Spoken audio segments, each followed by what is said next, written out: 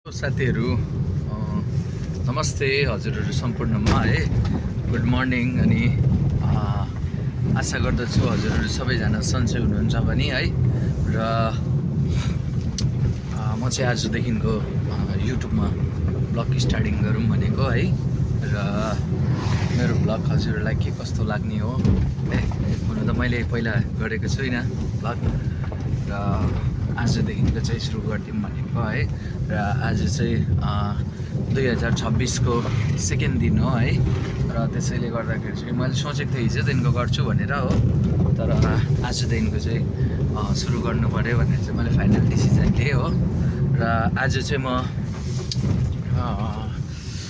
राजगञ्ज जानुपर्ने छ है र राजगञ्ज चाहिँ मेरो ड्रप मात्रै हो र ओद्लाबारीबाट राजगञ्ज जानुपर्ने छ हो आज चाहिँ गाडी साडी पनि सफा गराइ भएन त्यत्तिकै निस्क्यो हो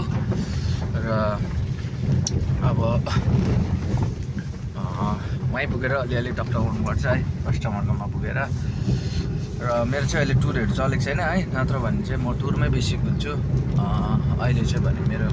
1-2 दिन थप्छ टुर है हिजोदेखिको थियो एउटा थियो नि त तर क्यान्सल भयो हो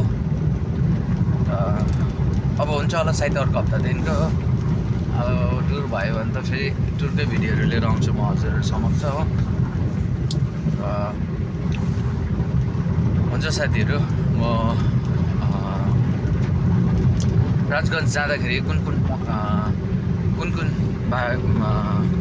जग्गा भएर जानुपर्ने रहेछ हजुरहरूलाई म त्यो पनि मेरो ब्लगको माध्यमबाट जनाउनेछु है